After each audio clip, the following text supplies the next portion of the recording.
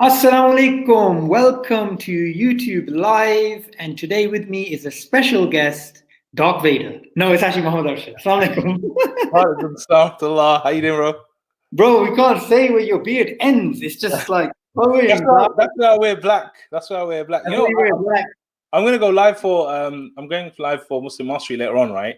And I do this thing called the beard showing ceremony. So the way it works is I basically turn my head and I show you how long my beard is, so that I can tell you that although I have a long beard, I can't give you fatwa and I can't give you Islamic rulings. So that's why. Oh, you can't. No, I can't. Not really. Like any of the fiqh questions today, we're not gonna like cover it. No, I can only help you with your mind, bro. Oh. Anyway, so let me do a quick introduction of Mohammad Arshad. So Mohammad Arshad and myself, we go back years, 2010. It's been a decade. Longer than both our marriages. Basically, when I joined IERA, Mohammad Arshad was heading Mission Dawah. And all the early days of IERA, we had, all of the fun stuff, all of the negative media attacks on us and the big debates and all this stuff going on. And then over time, we basically realized that, Arshad realized that we have to develop our du'at. So he set up a development program, public speaking program, because that was obviously his background, but he also worked in Al-Maghrib and worked for Muslim Youth Helpline and all these other sort of organizations. So he's a big believer in personal development. Just before we get into what is personal development and the story of the scholar who supposedly said to him that Muslims don't need it, I just want to explain to you guys why today is important. Because as you guys know, every day we go live, we cover a different aspect of the dawah. So you may be thinking, what on earth does personal development or mind power or Mr. Dark Vader over here, how is he going to help us with dawah? Well, I just want to tell you guys a little story, which is that if I look back into my own life as a da'i, if I didn't take personal development seriously, which before I joined IERA I'd never heard of really, I wouldn't have been able to accomplish much of the things that I'm doing today. Now, I'm not saying that that means I'm a great person or anything. I'm just simply saying my productivity would have been a lot lower. And it helped me not only in my dawah life, but also my professional life and also my personal life. So these things have huge impact. Now, when you look at people like Mohammad Arshad, you just may be thinking, well, he's not a public speaker, he's not a big da'i, he's not this, he's not that. But you have to remember that I learned from him, Hamza Sotsi's learned from him, Muhammad Hijab learned from him, Abdul Rahim Green learned from him. So it's not, don't look at that, because that's just, an internal radio that sometimes goes off in people's heads. So Arshad, Mohammad Arshad, why don't you get started off with, why is personal development important and what on earth is it? Okay, good question. So I think that first of all, I'm going to say something harsh. This is just my opinion. I think if someone is watching this and thinking about personal development and thinking, why is that important? I think they've kind of failed to understand Islam. Okay, because for me, when I look at it, I think about the people that were before us. I think about the Sahaba. And I think about people like, I remember one day I was walking home from school. I must have been like, I think 9 years old. In those days, a 9-year-old could walk home from school alone, right? So I was walking home alone. My mom didn't pick me up. And on the way, one of my cousins came to me and she said, "Oh, congratulations. You've just had a brother." And I'm like, wow, that's amazing, right? And so anyway, this brother who grew up now, mashallah, my parents named him after a person who was about to kill the Prophet ﷺ. How does that make sense? How does it make sense that Muslim parents would name their child after someone who's going to kill the Prophet ﷺ? It was, of course, because that person, his story didn't end there, right? And that person, of course, is Umar radiallahu anh, who was an enemy to Islam, okay? So the way I look at personal development is that it can take someone like Umar radiallahu anh, who was wanting to kill the Prophet ﷺ, was against Islam, and become one of the greatest human beings to ever live. A lot of people, they know about this book, The 100 Most Influential People, right? And that book is amazing. The number one person in there that everyone knows is Prophet Muhammad sallallahu alaihi wasallam. But what they don't know, there's only one other Muslim in that whole book, and that is Umar radiallahu anh. Okay, so now when you take this and you realize that you had one guy who was thinking about Islam and the Prophet ﷺ like this, And then because of Islam, he became like that. For me, that is what Islam is all about. It's about developing you from being the worst of what you are to becoming the best of what you are, right? And for me, that is exactly what personal development is. That's why I think Islam and personal development are basically the same things. So yeah, that's a bit of an intro. That's a beautiful story. And I like the way that you put it, that if you don't understand personal development, you don't understand Islam, because as Muslims, we continuously are trying to spiritually progress. And that would include goals that we have spiritually. And to reach those goals, we need certain strategies. One thing which I just wanted to sort of highlight is when we think about why is it that we failed in life, and why is it that certain people, even non-Muslims, have certain goals which they achieve, we forget that there's certain personal development techniques that they've been applying throughout their life, which manages to make one person productive enough to achieve maybe what a million people could not have done. And here, what comes to mind is Steve Jobs, right? So we may not think of personal development when we think of Steve Jobs, but he used to ask himself the question every single day that if I was to die today, am I taking the actions which are going to fulfill my vision? Essentially, that's personal development. That's understanding what am I supposed to be doing with my life, and which direction am I actually going in? So this personal development stuff, the way you've explained it beautifully, I totally agree with you. Now let's get down to Muslim mastery. What on earth is it, and why did you set it up? Okay, so Muslim mastery is basically there to empower Muslims. We believe our vision is for every Muslim to be a muhsin, right? So as we know from the hadith of Jibreel alayhi salam, that there's different levels. There's the Muslim, there's the mu'min, the muhsin. And the muhsin is the highest level. This is the one where there's ihsan. So ultimately, Muslim mastery is all about trying to transform ourselves to be people of ihsan in everything that we do. And the way personal development works is obviously, they kind of work about it from a destiny perspective. So you imagine someone whose destiny is here, what's going to happen with them is that their destiny is there because of the habits they had, and their habits are there because of the actions they had, and their actions are there because of the thoughts that they had. So a lot of this stuff, it starts with the mind, and then it moves into the tongue and the actions. That's how they describe Iman as well. And so what we want to do at Muslim Mastery is really focus on the mindset, focus on the heart, focus at the starting point for all of this stuff, which will eventually lead you to a different destiny. Absolutely. And when I was thinking about Muslim Mastery, I remember I just went onto your Facebook just to sort of connect it. And when I looked at the logo and looked at certain things, then I remembered back in maybe 2011, you were sharing the logo with us, and you said gold and black, it being the and I was just thinking, that was a concept. It's just a concept. And today it's like 100,000 followers, videos with millions of people benefiting. And I personally just get little tidbits here and there, but it does actually impact you. And about everything, if you look at in the room around you, the bulb, the fan, this laptop, eventually it was a concept which then was actualized. So the question is, what's the missing link between a concept and it being actualized? And the answer that you're giving us is basically personal development. How do you understand? How do I get from where I want to be, where I am right now, to where I actually want to be? Now, just so it's clear to the viewers right from the outset, Muslim Mastery is not free, but it has lots of free content. However, I would actually say this. If anything, is completely undercharged, and the reason for this is that, firstly, nobody values anything if they get it for free. This is a golden rule of life.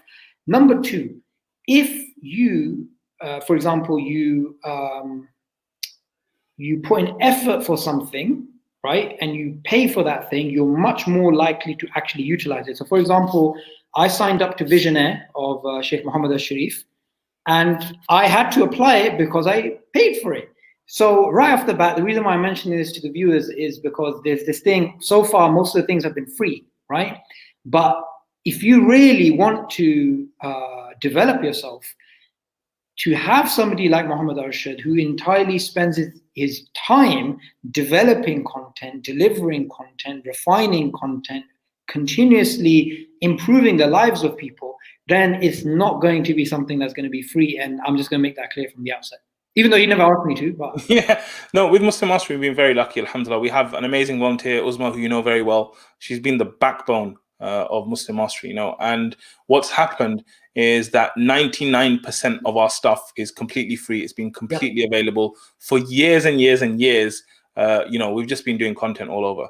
We have a specific program called The Best Version of You, which is more about personal development. And it goes into more specific topics and stuff. So I think that's really good for people to do. It's an animated course as well, whiteboard animation. But generally, Sabur, I think that, when I think about all these kind of people that I've worked with, like yourself and Salahuddin and all these guys, it makes me laugh, first of all, right? Last night, yesterday, I was making wudu and I was thinking about this interview. Whenever I think about you, I just laugh, bro, because you're a strange character, as everyone knows, right? You've evolved into this strange character, right? But when I think about all you guys, I'm just really, really happy because I feel that, a lot of people, they think about their life in achievements. Okay. So I was sitting with one of my friends. He lives in the Burj Al Khalifa, and he basically has done very, very well. He's done software. He's made a lot of money and stuff, mashallah. And I was sitting there with this guy, and he was telling me, young guy, only 18, 19. And he was saying to me that, I want to achieve this, and I want to achieve this, and I want to achieve this. And he was talking in all these kind of things. And I really believe him. A lot of time people just talk. They talk a lot of rubbish, right? But this guy actually believes an action man. He does it. And I drilled it down to this, and I said, look, it's great that you want to be this and you want to achieve this, you want to do, but ultimately, who do you want to become? Because right now, what needs to happen is that you have a mental picture of things that you want in your life, right? You have a mental picture of maybe a job or a car or a house or a family or children or whatever it is. Whatever your mental picture is, the truth is you in your current capacity cannot handle that. You cannot fathom it. You cannot reach it, right? So you have to transform to become someone else to be able to achieve that. And for me, that's the crux of the personal development thing, that if you want to achieve Jannah, you have to become someone different to who you start out as, right? And it's the same with all the goals and all the dreams and all the hopes you have. You as a person have to be different to achieve that. Like right now, for example, me, I was terrified of public speaking, okay? But then I have taught Muslim celebrities like how to do public speaking better. Now, that's insane. If you think about it, that is insane that a guy like me who was terrified of public speaking is teaching others how to do public speaking, right? So at that time, I could not have imagined it. And at that time, I would not have been able to do it. And so it's the same for you, for the things that you want in your life right now. Like you have to transform and become someone different to be able to achieve those things, inshallah. absolutely, absolutely. And it's making me laugh when you talk about public speaking and you being shy initially, and then you were forced to basically in Al-Maghrib step up and actually do it. But I just wanted the viewers to know, because most of the people here, they are, they deal with atheism, they deal with Darwinism and stuff like this. I just want to let you guys know something I haven't said publicly before. One of the tactics which Mohammad Arshad taught me, which was state change, that's the very tactic I used just before I went into my first formal debate with Aaron Ra, which was actually the most popular debate to this day. And that little thing we are going to cover a bit later on. But I just want to show you guys that this isn't superfluous knowledge. This isn't like, this abstract stuff. Like, wallahi, I've applied this and it's worked. And it's worked again and again and again. And that's just one thing amongst a whole range of tools, conceptual tools, which Mohammad Arshad has at his disposal. So just before I carry on, I just want to ask you one simple question. You always go back to this story of a scholar who said to you, Muslims don't need personal development, right? Now, why did that hit a nerve with you? And why do you think that sort of thinking is prevalent amongst the vast majority of Muslims? Yeah, so I think it's, like I said, I feel that personal development, just the word itself, it has like this connotation that we see it as far from us. We see it as potentially a non-Muslim thing. We don't understand personal development in and of itself. And I think that a lot of people, they don't actually understand what Islam's about. Because remember, a lot of us, alhamdulillah, we're blessed to grow up with Islam. So what is Islam? Islam is basically that I'm not allowed to eat the sweets that my friend eats as a kid. Right? I mean, what is Islam? Islam is like, I'm not allowed to watch kissing on TV, or I'm not allowed to have a girlfriend like George does, right? Islam is just these restrictions, right? So like if I see Islam the whole way like that, and then someone says personal development, it feels like it's so disconnected. But like the way I just told you about it, like now it just makes sense that it just clicks so much.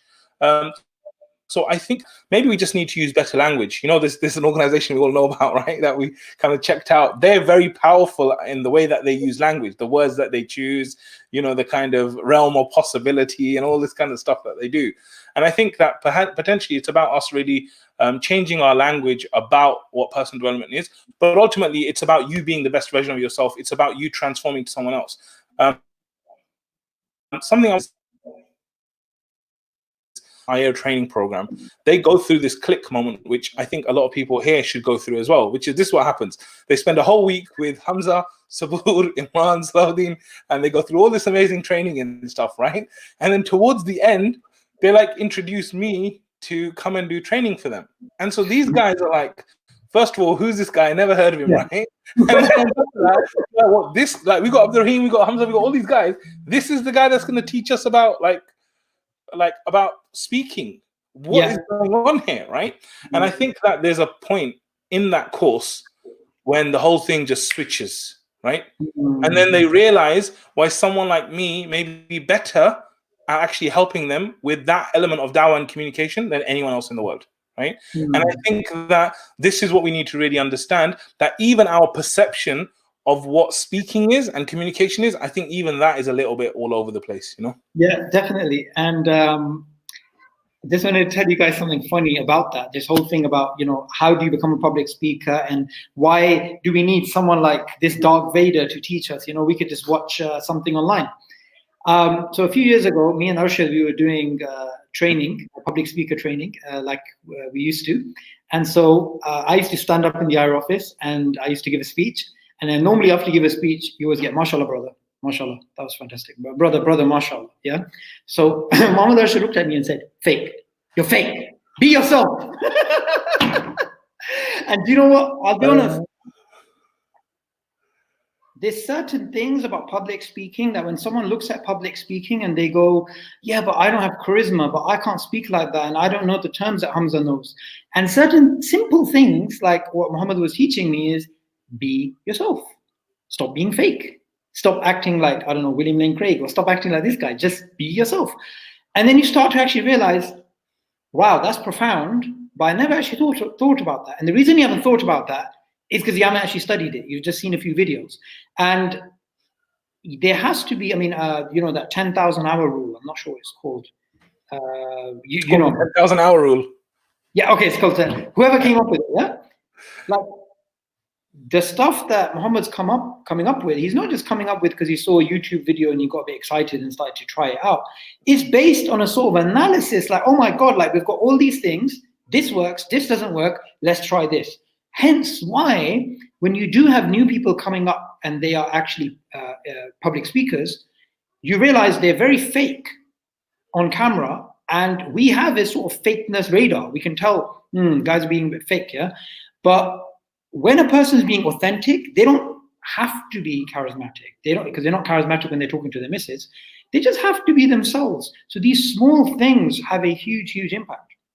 Yeah, I think one thing I was thinking about the other day, right? Check this out. I was trying to think about how people are. Like, one of the things we always do in the whole public speaking training is that we talk about how, like, sometimes I have a one-to-one conversation with the person in private and they're absolutely fine. And then I put them in front of 300 people and they're like, I cannot do this. Okay.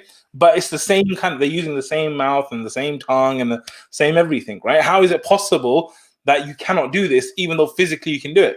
And I thought of something the other day, right? It's quite weird. I was laying on my bed and I was laying on the edge of my bed, like literally the edge, right?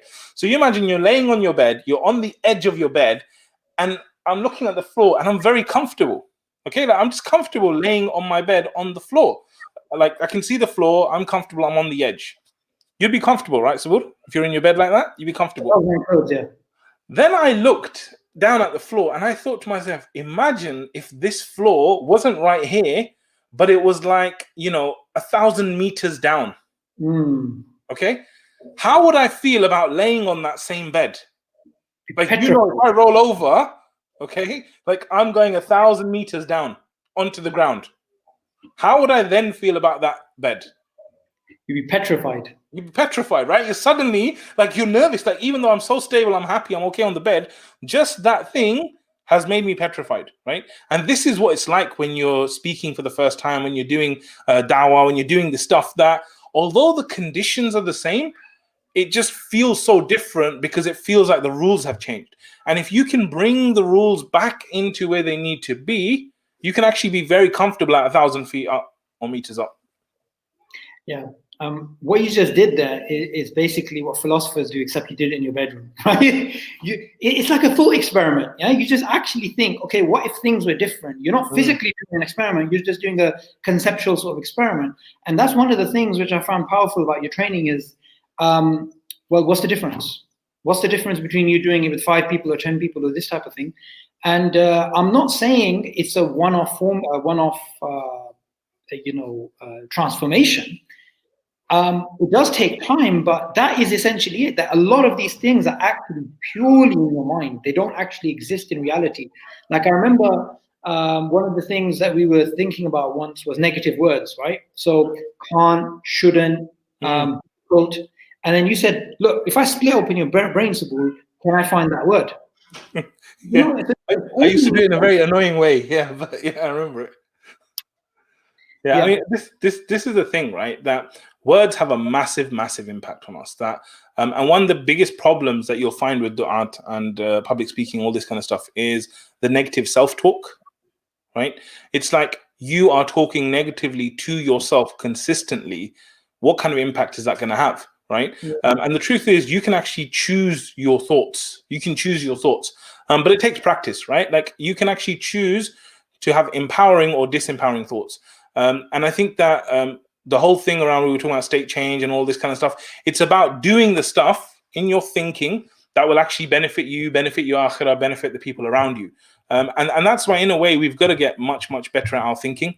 And if you think better, your tongue will be better, your action will be better, everything there will be better as well, you know? Okay, so I want to play devil's advocate here because some of our more pious audience sometimes says things like, Akhi, if you just have ikhlas, that's all that matters. You know, you don't need to do these sort of courses.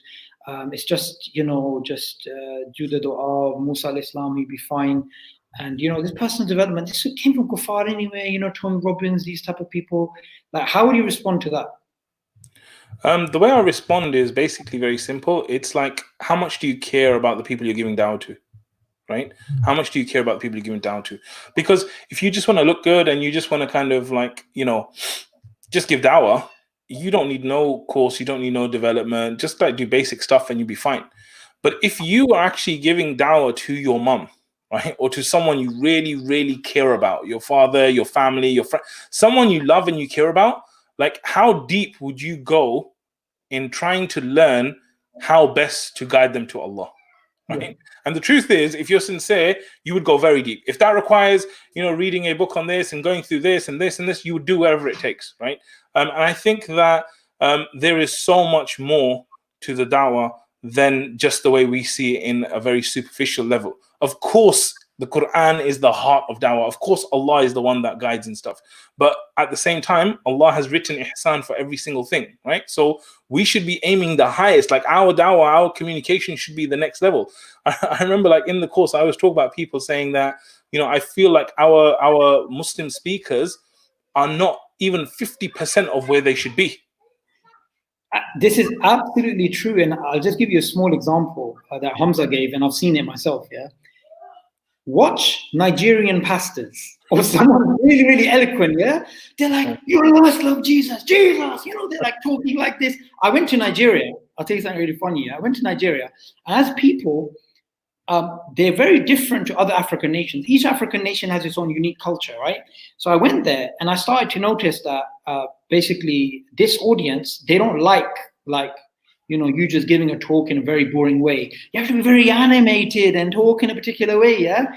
And honestly, if I didn't know some of the stuff, like from watching these Christian pastors and how they actually talk, yeah, they wouldn't have cared. Like they wanted to, like even the local brother who took me there, yeah, he's a Nigerian imam from Halsden, yeah? He said, it's not just about the way you talk, it's about the way you move. This is their culture, yeah? So when I look at the life of the Prophet ﷺ, he didn't just say, to any of the Sahaba, you get up and you defend me, or you get up and you speak to that tribe. He looked for people who were eloquent. He looked for people with a particular status, and he looked for people that were actually good looking. And this is something which we cannot deny, that the Prophet ﷺ, and even Allah sends beautiful people, right? So when it comes down to silly arguments like, oh, you just have ikhlas, and well, we can apply that to cars. We can say, well, we don't just say Bismillah and get on a donkey. Why do you need a Lamborghini? Why do you need a fast car? Yeah. So just for the fact that in contemporary times, the people who've done the most amount of work in terms of personal development happen to be non-Muslims. That does not mean we throw out the baby with the bathwater, because the science of rhetoric, right, which is a subset of the personal development of public speaking, this was done in the traditional madrasa system. It was lost. So it's like saying, well, the kuffar are doing biology, so the Muslims shouldn't do it. No, Muslims should be like trying to compete. I mean, any Muslim that's been into personal development, what they always say to me, and what you'll always find, is that this is what's in Islam. Like everything here that we're finding is the stuff that Islam teaches us, from basic things, from waking up early to influence, like everything out there, alhamdulillah, like is within Islam. But I think that with a lot of these things, the non-Muslims have become very good at categorizing this stuff, and they've become very, very good at selling it, right? And so what that does is it takes it to a whole nother level. Now, you imagine these guys who have been so successful, who do not have the guidance of Allah. Imagine if those guys had the guidance of Allah, right? So it's like really insane to kind of think about it. But I think that the du'at, the speakers, all these guys, they need to raise their levels to another level, because it's like when we're sitting down, we're always saying, like, what's the objective of a public speaker? That's what we go through the course, right? And everyone's like, yeah, it's to give a message, it's to share Islam, it's to do this, it's to. And we're like, no, my opinion is not that. It's like, if you give a talk to 1,000 people, like an amazing talk where they love it and they think you're amazing and they're in love with you and they think you're the world's best speaker, and after the talk they don't change their life even one bit, then like, how good was that speech? Right? So fundamentally, communication and dawah, it all comes down to, for me, that big I word, influence, right? It's all about influence. And so once you start to realize what influence is, why it's so important, why the Prophet ﷺ was the first man in that list of all-time people of humanity to be the most influential, then you start seeing dawah in a very, very different way, Absolutely. And the example which is relevant to the speaker, to the people watching now, is, I've said this previously, even though some people don't like it, but I've said the best science writer I've ever come across in my life is Richard Dawkins. Now, some people don't like it because they don't like him. But you have to understand that when he wrote that book in the 1970s, he made evolutionary biology popular through his metaphors, through his similes, through his stories, through his stickiness, through his emotive language, through his passion. And other biologists got left behind. And we even have a lot of people in the biological community who are actually, frankly, jealous of him. So rather than complain about his eloquence, shouldn't we be like, okay, I'm going to try and be more eloquent than that. I'm going to try and work even harder. Now, just right now, Pondering Soul has joined us. So he's one of the brothers who does live sessions with me usually, and he's very interested in public speaking. So welcome, Yusuf, and hopefully you're going to be enjoying what we're doing today. So Mohammed, what I want to get you started off on is when it comes to taking action, not just action or public speaking, but anything in your day-to-day life, right? Any action you want to do, or you find it difficult to do, you're trying to find the motivation, which we all have a problem with. The concept of state change amongst many of your teachings, I found to be the most profound, probably the most profound. So could you give us an introduction into this, the historical development of this idea in terms of contemporary times, and how it is still something which is very relevant in terms of our daily lives? Yeah, sure. So states and state changes and stuff is all about the way you are being in that moment. Okay. So let's take an example of you giving dawah to someone, right? When you are giving dawah to someone, if you've had a very, very rough night, you've had a very rough morning, you've had arguments, you've had issues, you've had problems, you've got things on your mind, and you're in this kind of state, right?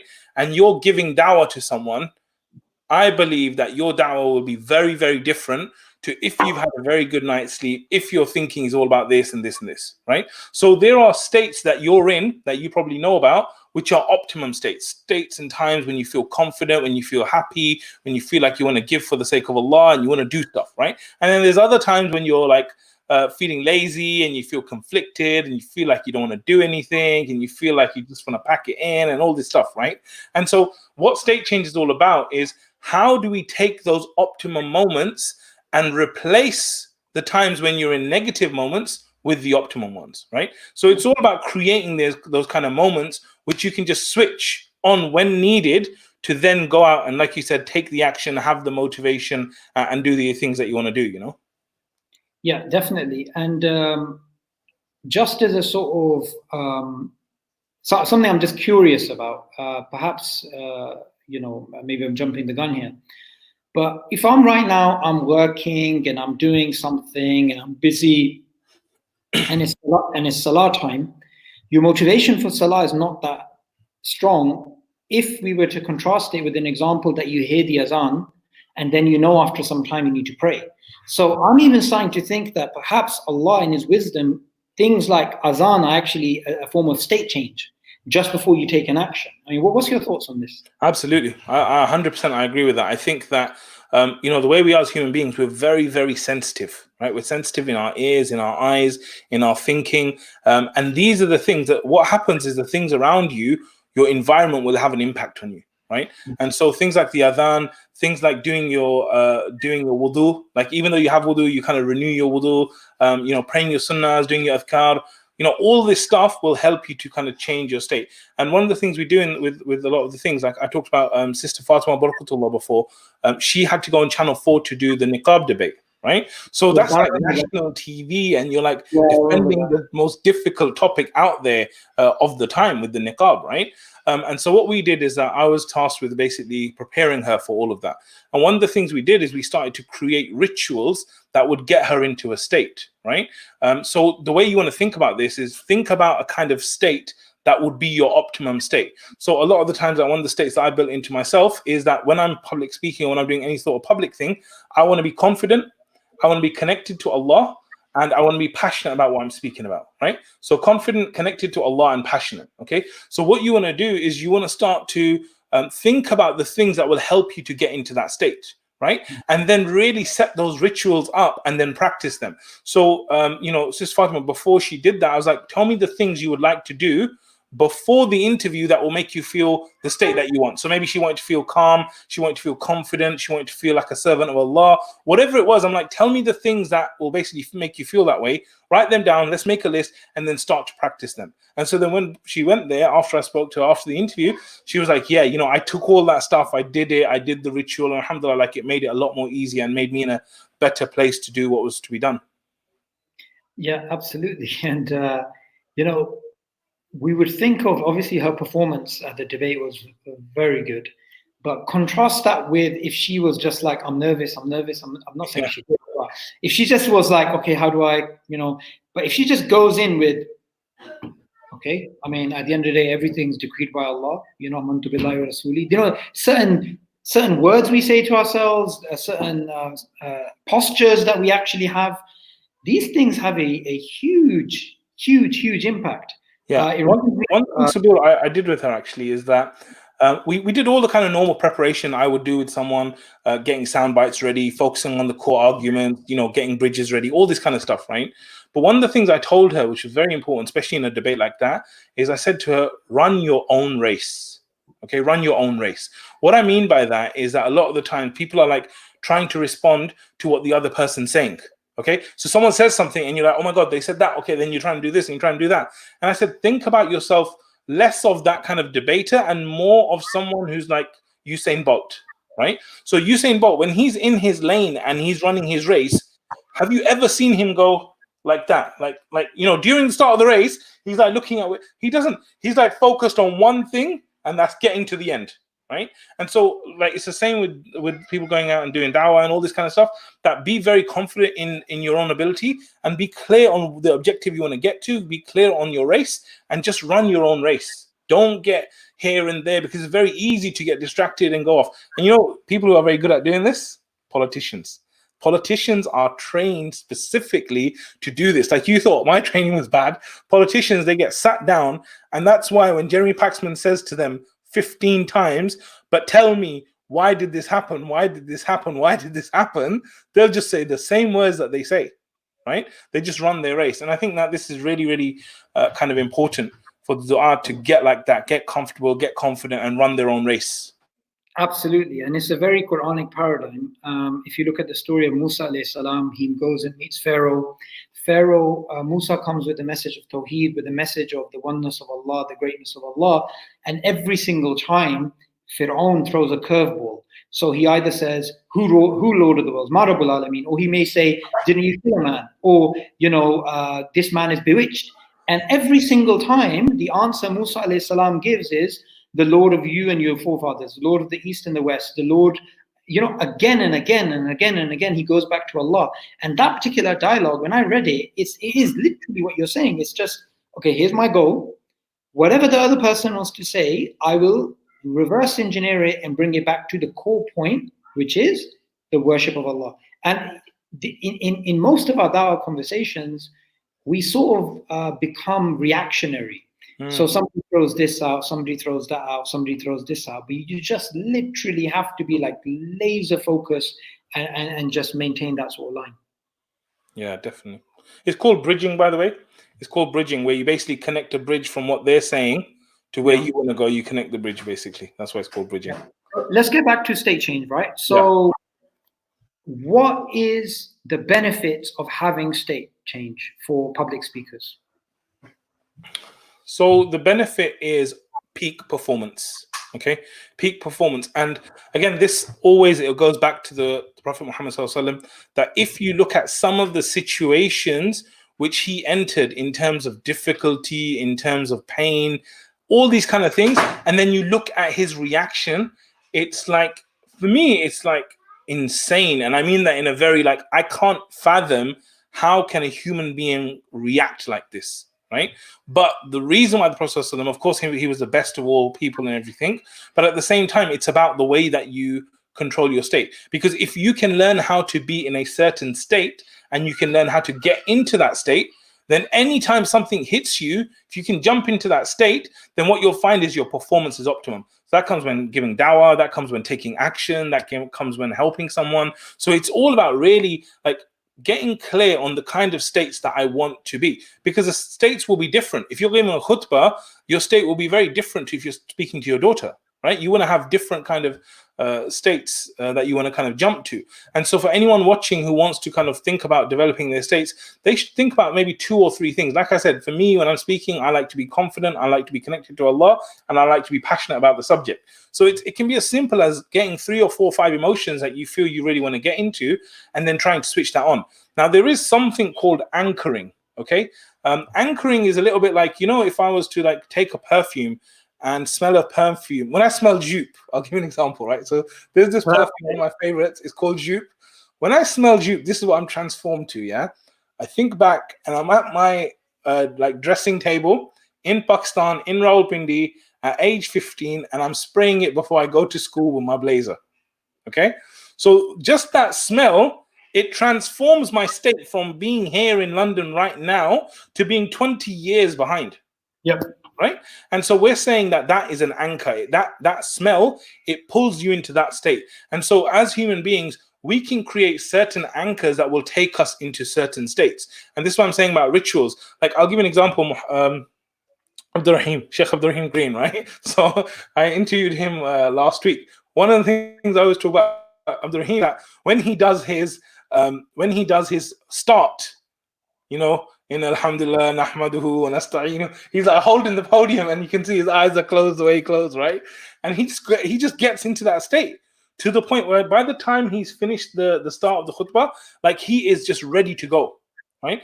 And it's interesting because when I spoke to him last week and I did that interview, he was saying to me that I was so terrified when I would go to Speaker's Corner. Like, when I used to go, I was just so terrified and it would affect me so much.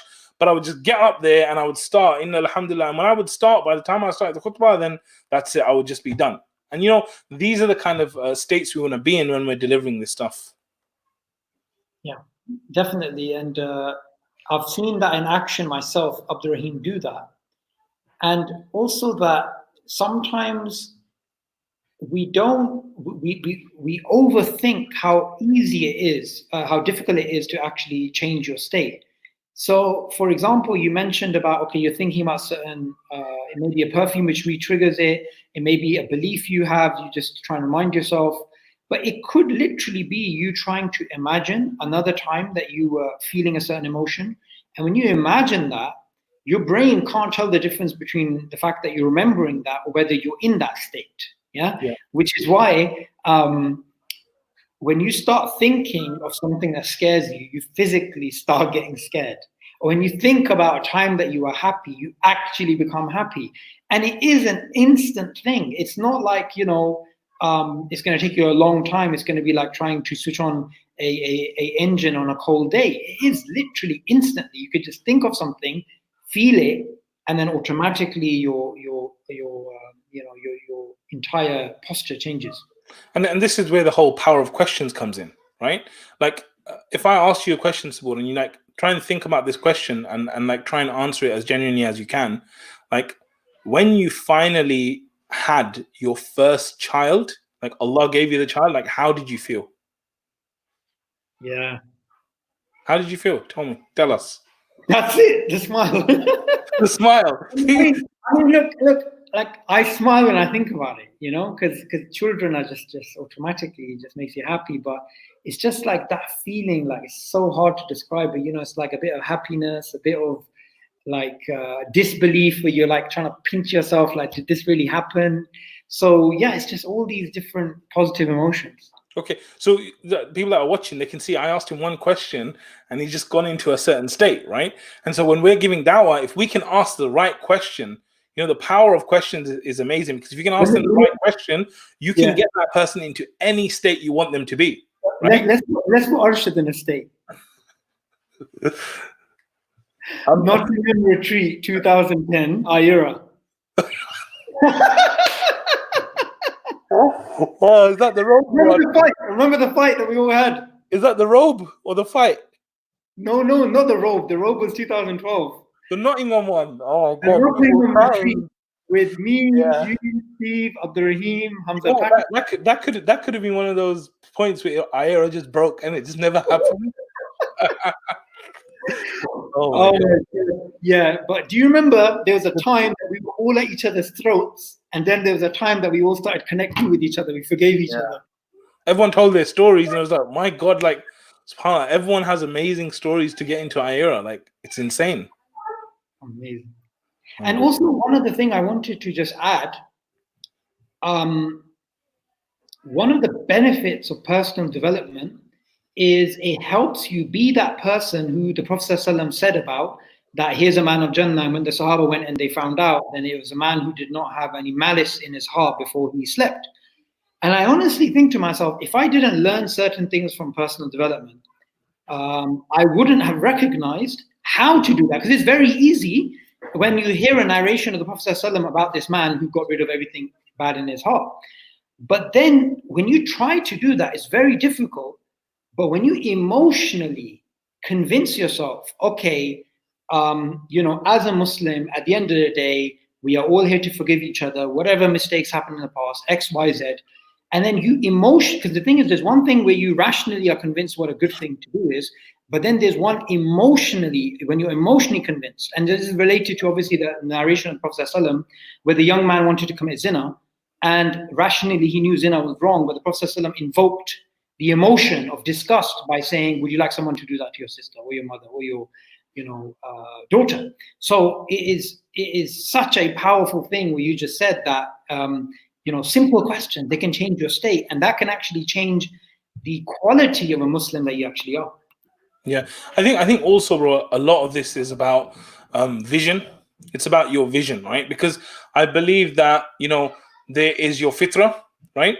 And then there's that nafs, right? Like there's your soul and there's your body. And the body, it desires things and it lusts after things.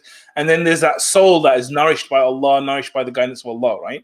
And what happens is that I think one of the most important topics in the whole of personal development is identity, because identity is so powerful. Like once your brain or your mind, it chooses an identity for you, it's very easy for you to be congruent with that identity. If the identity is something different, it's easy for you to do something different, right? And so for that reason, I think like getting very clear on what you want your identity to be, and literally it can be you carving out your identity and saying, like someone would say, I'm not a maths person. I'm not a maths person. It could be you rewriting it and saying, I'm a maths genius, right? To the point where we can actually alter our characters. We can alter who we were. Like the person you see today, if you were sitting with me 20 years ago, you would never want to see me on a live stream, right? You just would never, you would hate to see me on a live stream. So the people that you want to, like the person you want to become, this is something that you need to have like a real vision for. You need to decide who you want this to be. You should connect that vision to Allah, connect it to the pleasure of Allah, connect it to the Prophet ﷺ, and really come up with who you actually want to become. And with your right thinking, with the consistent action, you'll become that person, inshallah. Absolutely. And it's about incremental steps as well. Because when we did the public speaker training with you, I mean, later on when we brought you on to do it for the advanced du'at from around the world, that was just like 4 hours where you were trying to do a crash course. But when it was consistently, where every week, for example, we used to do the one-to-one sessions where I watched a TED talk and then I gave it to you. And then one week I tried to sneak in a philosophy crap and you were like, no, I don't want to hear it. I don't want to hear it, Sabur. I don't want to hear that. And then I had to, stick to TED talk. So, stuff like this, because I'm honestly thinking to myself, that I get it with the whole state change thing and the personal development thing, but until and unless you constantly apply it, you will forget it and you will become rusty. So it's a lifestyle. It's not just something I've learned, so let me switch it on randomly. You've got to practice it every day. Yeah, I mean, consistency is definitely the key, bro. Like this is why, the deeds loved most by Allah, those that are done consistently, because any action that you do consistently, even like a short period of time, like you'll see a massive benefit from it. And our life, alhamdulillah, as Muslims, is geared up for consistency. Yeah, like sometimes, like me personally, I'm not really one of those people that really loves waking up at 4 a.m. and like praying Fajr. I'm not that guy. I'm that guy who loves sleeping and stuff, right?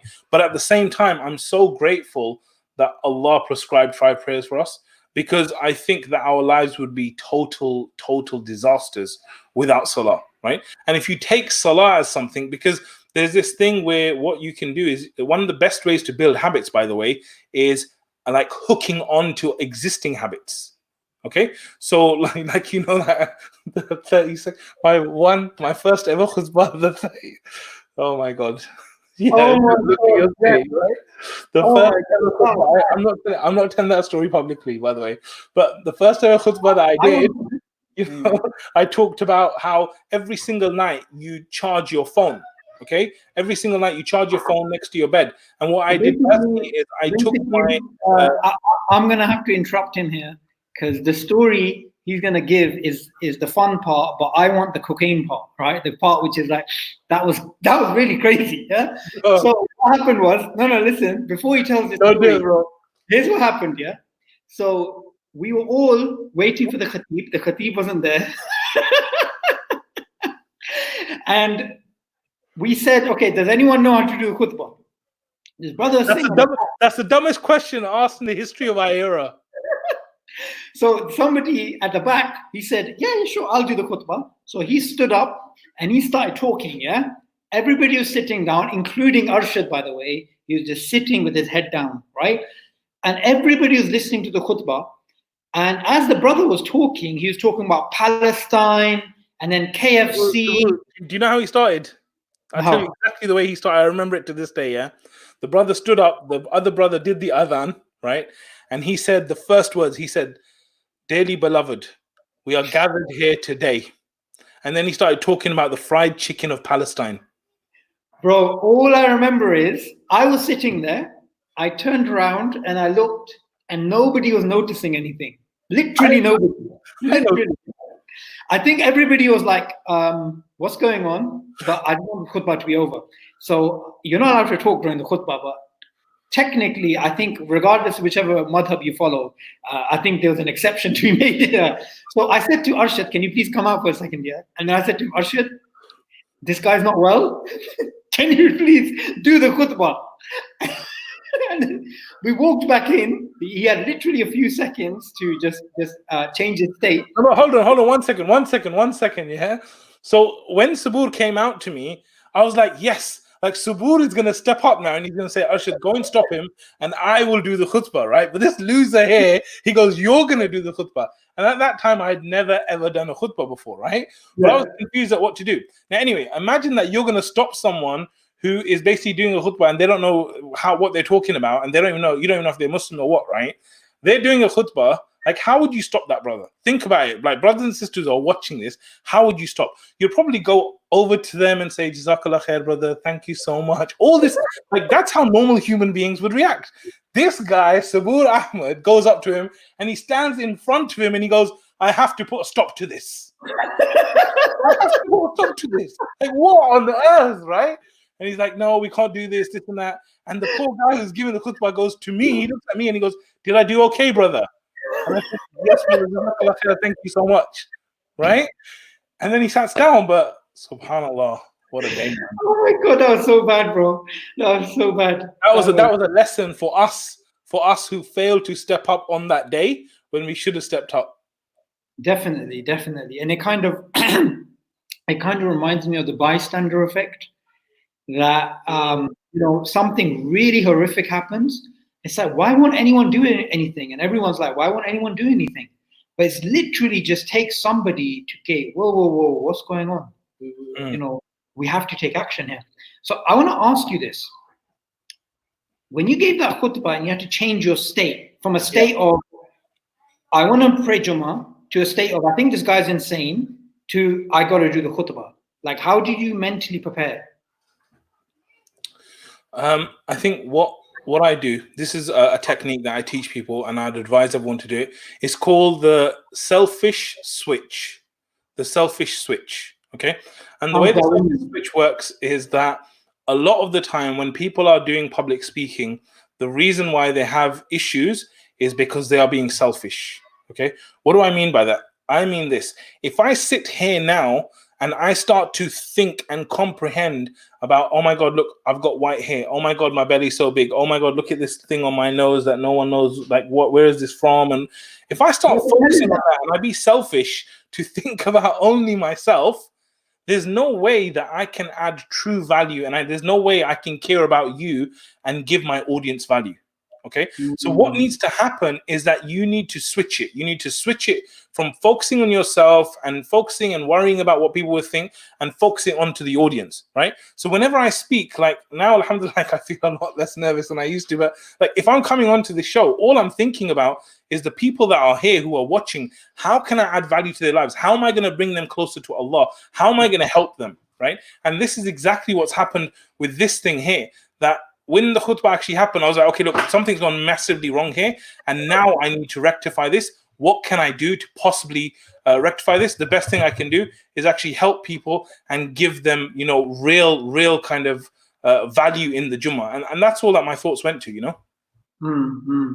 And I really like the term selfish switch. It kind of reminds me of Imam Ghazali, when Imam Ghazali said that if someone's house is on fire, and somebody is trying to shout and ask the occupants to escape the house, imagine if that person tried to beautify his voice or was concerned about how they sound rather than making the most effective sound to get the people out of the house.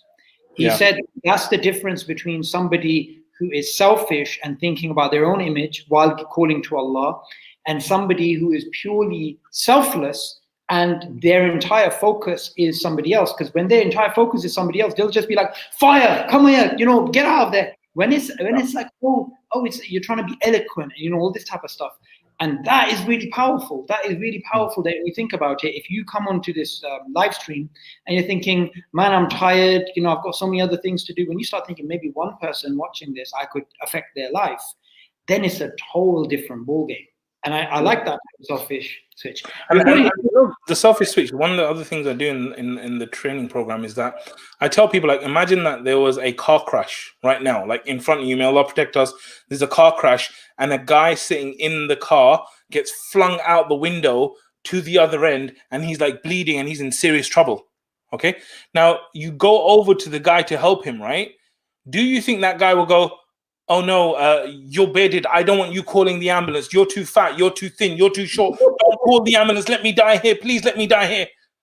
Come on, man, no one will ever do that, right? Even if it's an EDL supporter, they won't say, oh yeah, you're a bedded Muslim, please don't call the police, don't call the ambulance. They'll be begging for you to do it, right? And if you're there thinking about the size of your bed or your belly or your eyes or your brain or something like that, and that person's dying, like, what does that say about you?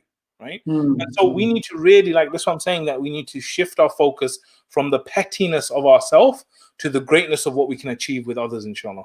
Subhanallah. And it kind of reminds me of what Muhammad Arshad once said, that stop showing off, but if you want to show off to Allah.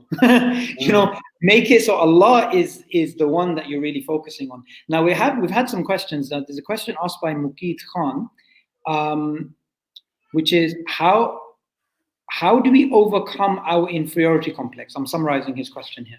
Muslims, we have these complexes like, oh, they're not going to listen to me, I have a beard, or these people, like the Western world, they're so sophisticated, we're so backwards. Is this person even going to listen to me? Like, how do we overcome that? Okay, it's a good question. I think that what you need to realize is that you have two things over anyone, right? And these are the only two things that you need. The first thing, the only thing you need is Allah to be with you.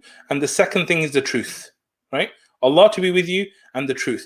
So like this whole thing around like inferiority complex, all this kind of stuff, a lot of it again is negative self-talk. It's all the kind of stuff that's happening here. It's all the fear and everything to do with that. But fundamentally, what we need to realize is that if Allah is truly with us, we don't need anything, right? And how? But then the question comes, how is Allah with us? Because we don't want to be like Bani Israel, right? We don't want to be like, oh yeah, Allah's just with us. That's it. Sorry, like I could do whatever I want. I could kill people. I could be horrible. Allah's just with us. We don't want to be like that, right? We actually want to be people who Allah is truly with. And so how is Allah with us? Allah is with you based on one thing, only one thing. And it all comes down to this one thing, which is choice, right? The choices that you make will basically define whether Allah is with you or not. Because ultimately, Allah says He created death and life to test which is best of us, right? Now, how are we going to decide who's the best of us? Because of the deeds we do. How do we decide on the deeds that we do? Well, the deeds all come down to the decisions that you make, the choices that you make, right? So fundamentally, like I might have the view now that this hand, I am going to open the hand. Like Allah give me a choice. Do I keep it closed or do I open it? In my mind, I might make the choice that I want to open it now. I might not be able to open it because Allah might not give me the power, but I have the choice of whether I want to open it or not. And that choice, that's the only thing that Allah is going to hold you accountable for, right? So then when you get to this realm that all I need is the truth and I need Allah on my side. So we know, alhamdulillah, Islam is the truth. How do I get Allah on my side? The way you get Allah on your side is very simple. Just do the right thing. Right? Like ultimately, fundamentally, if you're trying to do the right thing with the right intention and you have the truth, Allah will be on your side. That's it. It's as simple. And then when you know Allah is on your side, like how can you have a complex of any thought? And you need to replace that thinking with the thinking of I'm not good enough, I'm too tall, I'm too short, I've got green eyes and all that stuff. Definitely. And it's again about, that is a type of state change when you start thinking, well, it's about Allah. One of the things which I sometimes, I try and get advice from Abdul Rahim Green about intention. And he says, well, it's not about you, it's about Allah. And he says something so simple, yeah? Like, wow, yeah, it is really about Allah. Because if you don't do something for Allah, fundamentally, it's just gone, I Like think the people. Also, Sabur, one thing people need to know, right, is everyone has doubts. Like if you sit with the big shuyukh, they will have doubts about their own speaking, their own abilities, this, that. Like everyone's a human being. Like I have 1,000,001 doubts, right? All I'm saying is that when you get clear on your objective, that I am on this live stream to add value to someone, to get them closer to Allah, even if it's one person that by that much they get closer to Allah, that's it, I'm happy, then that's fine. And then it's just like go there and give it your all, no matter what, right? So it's about getting clear on the objective, giving it your all, making sure that Allah's at the heart of it. Because the point is that if Allah's not at the heart of it, then you're going to lose. Like, you could look good, everyone can think you're amazing, but if Allah's not at the heart of it, ultimately you lose. No, absolutely. That's the very foundation of everything. And it makes things easier because, you may absolutely hate the person next to you, right? If you have to work with them for the sake of Allah, then you do it. There's a brother, I'm not going to mention who it is, but as part of the IRA training, we have interviews. We have to go and interview international du'at and ask them difficult questions. And we usually ask the question as part of our process, which Mohammad Arshad is probably very surprised to hear, because we used to not listen to him when he wanted us to follow processes, was, well, could you work with somebody that you don't like, right? And a lot of people are like, well, how do I do that? And this particular brother, he said, yeah, well, in life, you don't like most of the people you work with. It's just, when you're working with a greater goal, people are different. Their personality is different. Their temperament's different. So you just have to learn to basically get along. Now, somebody's asked a question here, which I think it's about a job interview, but I'm guessing this will help with everything. So it's like, how do I change my state so I'm well prepared for the job interview? Okay, very good. So one of the things you need to know is that obviously people want to be confident in job interviews, right? Confidence is one of those things where there's a lot of confusion about it. Okay, so imagine this person who's asked this question. Imagine you being in your bedroom. Okay, so you're sitting in your bedroom. How confident are you that you know the way from your bedroom to your bathroom? How confident do you think that person is? Like, maybe they say I'm 100% confident at getting to my bathroom, right? Why? Because you've done it so many times before. You're so clear on what it is, how to do it. So confidence is based on competence. Okay, like the more competent you are at something, the more confident that you're going to be. And so, for example, if I'd never done a live stream, if I'd never spoken in public or never done anything like that, and I came on here, my level of confidence will be different to what it is now. So when it comes to jobs and all these kind of things, the key for it is competence. And obviously competence can come from learning, and it can come from experience. It can come from other people's experience. So what I would do is, if I was going to a field, I've got this video ready. Have I released it? Yeah, I think I released it recently. It's called How to Get Your Dream Job Even When You Know Nothing About It. Right. So if you go to muslimceo.com, which is another program that I run, and check out the video called How to Get Your Dream Job Even If You Know Nothing About It, in there, I basically talk about how you can actually learn about things. So I'll give you an example. Let's take a really random example. Glasses, okay? As in the glasses that you drink. So imagine that I'm really interested in this field and I want to get a job in glasses. Now, how many people do you think there are in the world that have ever read one book about glasses? These kind of glasses? Probably very few. Okay, very few people have ever read a book about glasses. So if you go and read one book on glasses, I guarantee you will probably have more knowledge than 90% of human beings on glasses. Okay, if you then go and read a second book on glasses, because what happens when you read two different books on one topic, you'll find that they've got ideas that they kind of borrow from each other, similar, a little bit different. If you go and read three books on one topic, what you'll find is that suddenly your knowledge is huge. And then if you can combine that with a little bit of experience, like actually go and do it in the field. And the top tip here is go and do it for free, because anyone will hire you for free, and get that experience, get that knowledge, and like be obsessed with learning about it and doing it. Then inshallah, you get to this level where you're actually competent, right? And then when you're competent, then your confidence for a job interview is very high. But at the same time, if you can be authentic, like really authentic, the authenticity will be more important to people than anything else, because ultimately people want to work with people who they can trust, who they know that will be honest and sincere with them and all that. So the natural characteristics you have as a Muslim, that should be showing through as well. But like I said, get the competence up, learn as much as you can about the kind of role that you're going for, the job, try and speak to people that have done the job. All those kind of things will really help you to get your competence up. And these are ways to hack it. Right? Obviously, someone might take 20 years in a field to learn how to make great glasses, but by you speaking to 3 people who have done it for 20 years, you can really learn the recipes and go forward quickly as well. Absolutely, absolutely. And this is definitely one of the things which um, I try and apply in my life, which is you just find a niche area. Many years ago, Muhammad Ashraf used to do Niche Hero, about finding a niche and then just becoming a go-to authority for that. And I'm trying to do that with biological evolution. So I'm trying to create a situation where an atheist can't turn around and basically pull a fast one, where you have not only a little bit more knowledge than them, you actually end up giving them free education. Yeah.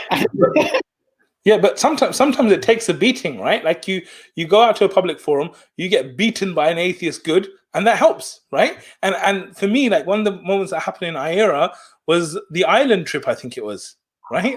Do you remember that one? Yeah. So I didn't go on the trip, but I saw some of the footage.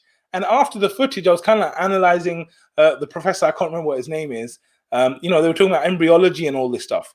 And we were like looking at the kind of the way the professor was communicating, the confidence that they have, and that beating, I think it kind of pushed us to the next level. So sometimes you have to go out there, get a beating from people, and then go and take yourself up to that next level where you feel like, I want to learn more about this, I want to do it. But just make sure, guys, that when you're learning this philosophical madness, because I think it's madness, right?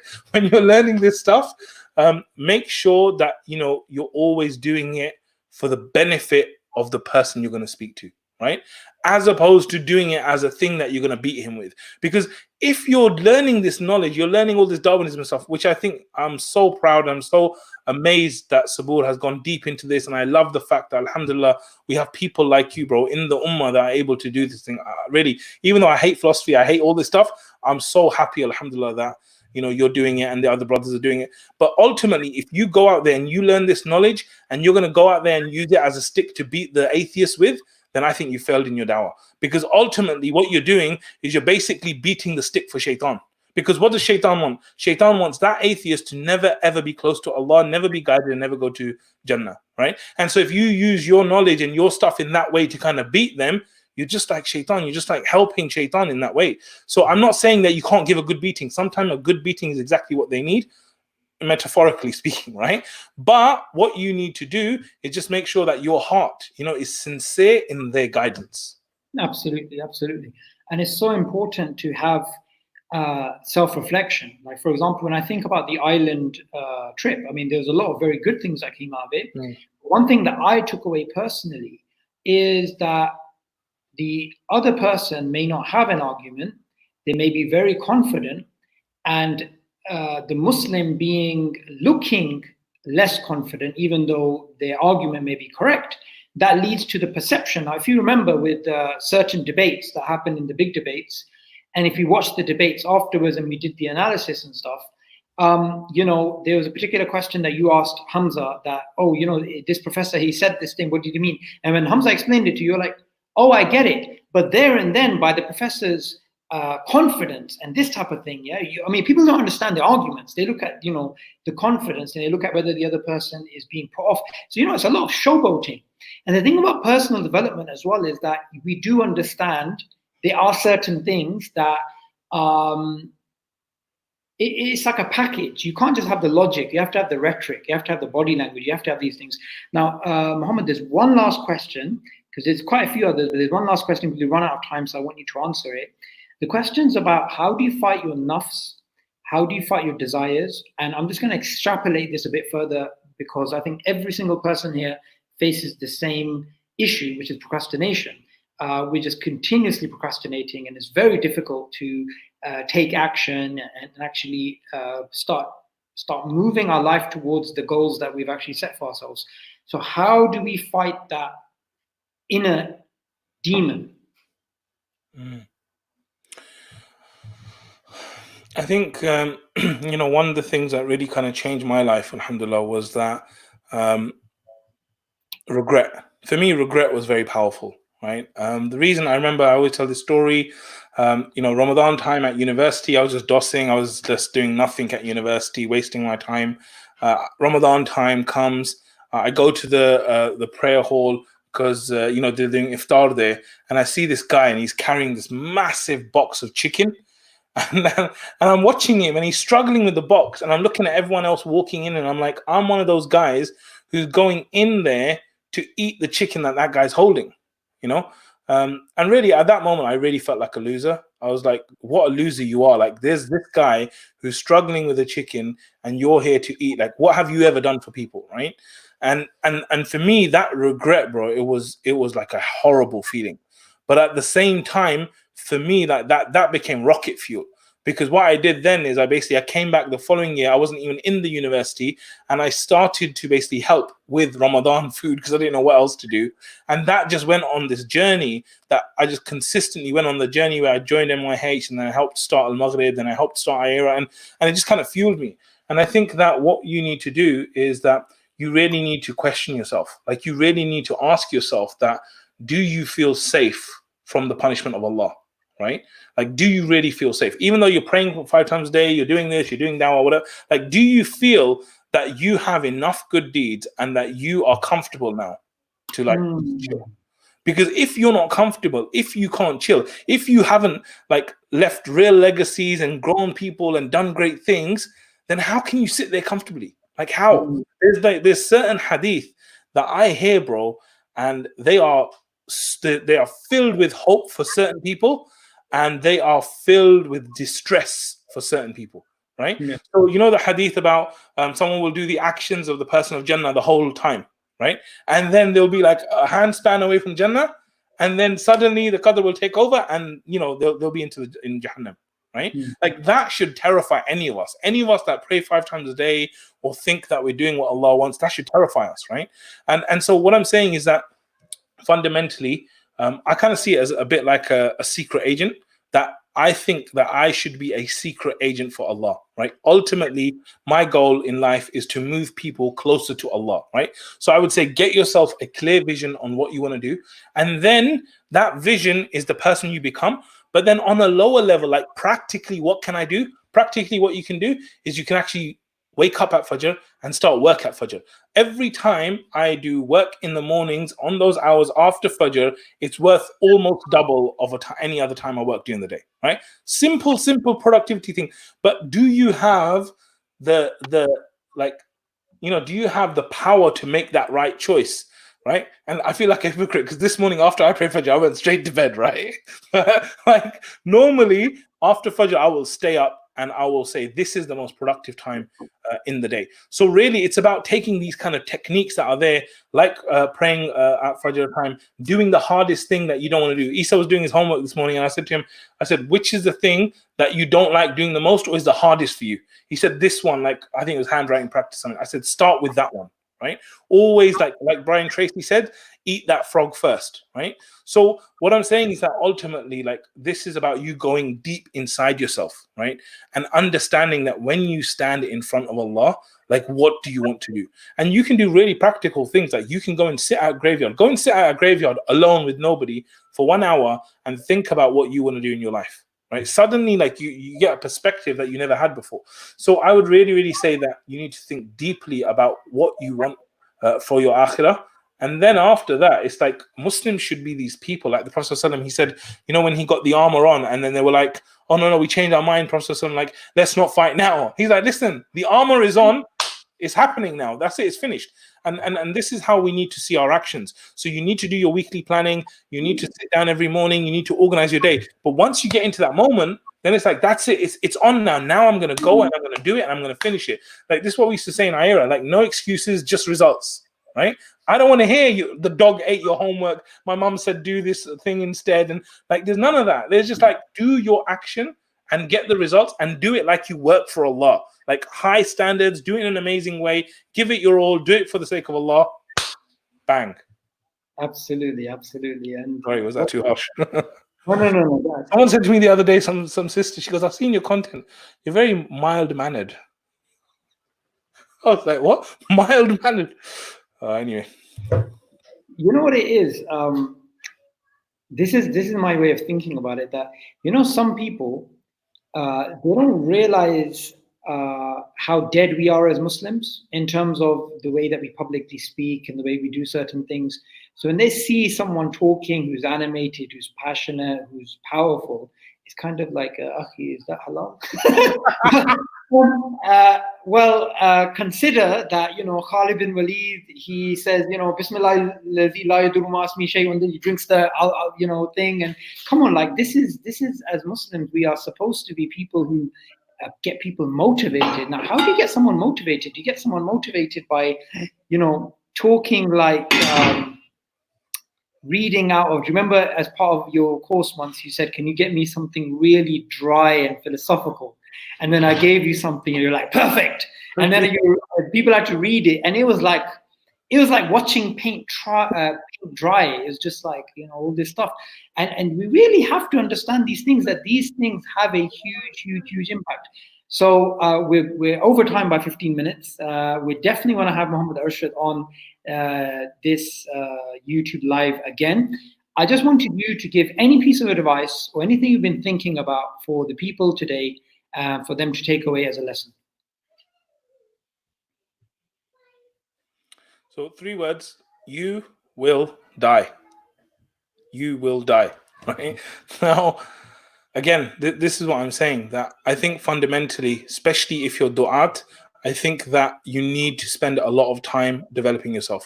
You need to spend time on yourself every single day as a person to develop not just your mind, but actually your heart. Because ultimately, if you look at the Quran, there's parts where Allah says that to the Prophet ﷺ, it's as though you will kill yourself over the grief of their disbelief. Yeah. Right? So the Prophet ﷺ being told that your sadness about their disbelief is so much, it's like you're going to kill yourself over it. Right? And I wish that the du'at were like the Prophet ﷺ in that way, that they had so much grief that when they're giving dawah to someone, they're desperate for this person to kind of, accept Islam. And I think this is what I'm saying, that fundamentally get your knowledge up, get your good routines up, but more than that, get your empathy up for the person that you're giving dawah to. And if you do that, this is from the sunnah of the Prophet ﷺ. Absolutely. And it's amazing that when you think of the words, you will die, we automatically think to ourselves, well, we should think to ourselves that Allah says, whoever wants to meet me, I want to meet them. Whoever doesn't want to meet me, I don't want to meet them. So death for us is not necessarily something bad. The Prophet ﷺ said, death is a gift to a believer. But I saw a video on Facebook where one of these personal gurus, he puts down the window of his car, and this woman basically asks him, can I have a selfie? Takes a selfie, and then she says, can you give me something that's motivational? And then he said to her, you will die. And then she was like, but he's trying to get her motivated about life. But then I was just thinking to myself, the way you said it right now, I found quite comforting. But I don't think that woman found it comforting, because basically, like Allah says, their deeds on the day of judgment are like ash. It's not worth anything. Everything you've done in your life is absolutely meaningless. But the way that you've said it is, then we always have this thing to look forward to, that death is just the door between us and Allah. So even if you think about the people that you miss, there's people, loved ones, family members, we miss. But ultimately, what I'm saying is that live for Allah, and that should show in your relationships with everyone, even people you're giving dawah to. And for everybody watching, you can follow Mohammad Arshad on the link that I just posted, which is muslimceo.com, and also muslimmastery.com, which I also posted. And I've also, I think, I've put his Facebook in the description for anyone that actually wants to get some more advice for him, or just to follow his stuff. Jazakallah khair, Mohammed, and inshallah we're going to have you in the future again. Assalamu alaikum. Thank you so much. Wa alaikum assalam.